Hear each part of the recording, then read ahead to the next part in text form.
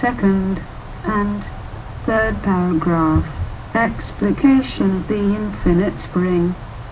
The Lady of the Dawn references Thesan. She is the Etruscan goddess that nurtures Aquarius, who is a boy. The quote rosy finger in the form of a cross, unquote, is a reference to the perennial philosophy, where man is the cross and the rose is man's evolution. This is stating that Thesan, when renewed, will guide mankind to its evolution in this age, which is basically to find authority in mankind's own intuitions and not old institutions that enslave the mind. Thesan here is stated as a type of avatar, from which a divine mother may aid the spiritual evolution of man such that mankind will find liberty from the master within. The infinite spring is a reference to the intuitions of all humans being infinite, and also intuitions being from the infinite source of the cosmos. The New Age is marked by the idea that all humans will break institutional dogma and gain authority from the infinite intuitions that are innate in all humans. The Helicon Muses is a reference to the Boeotian Mount Helicon, where the Greek muses washed their bodies in the horse's spring, Hippocrene. This spring is said to be the spring of water that came forth from the hoof of Pegasus, striking the earth. The muses are often associated with inspiration for writers. Hesiod, Theogony, line 6. The word occultation is simply defined as when an object covers another object. Occult is the same as hidden. On January 6, 2009, Jupiter occulted its moon Ganymede, which is when William Tacitus began this writing. Again, on April 22, 2009, when William Tacitus finished writing this, the moon covered the light of Venus as seen from the earth in the morning hours. When Venus comes out from behind the moon, it is understood as the symbol for the rebirth of love. Love is assumed to be the ultimate reality. All celestial references are merely to denote the macrocosmos and the microcosmos. The phrase, "many stars fell in the night," refers to an event on April 22, 2009, where there was a meteor shower.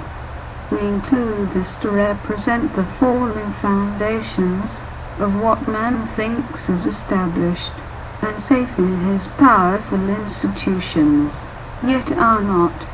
The heavens were once thought to be eternal in the ancient world, but is merely a result of ignorance and dogma, just like with man's institutions. The name Ahriman is simply a representation or name given to that which is evil, a material god, or god of different forms of slavery. The phrase, quote, "the crescent stands," unquote, is in reference to the coming tide of Islam against institutions, cabals, and nations of slavery, but specifically the belief that is shared by most rational people concerning usury fees. Islam, however, is not to be understood as the highest dialectic result, but rather one of many religions that remain and thrive as facilitators to the New Age. Islam, as we have seen in recent years, has already written about a conjoining with the Holy Spirit. One must understand that religion in a text form is just written conceptualizations from intuitions or religious experiences that are then combined with culture and natural laws that facilitate further religious experience. It is these conceptualizations that enslave mankind, because mankind is necessarily a limited inability to to intuit a total reality from the infinite cosmos, to claim that any one human being may conjoin with the total infinite cosmos, and therefore speak for God, is a vast measure of hubris and ignorance. It is only when the culture, ritual, metaphysics, and moral dogmas of mankind's limited ability enter as a result from conceptualizations do religions fail in their intentions.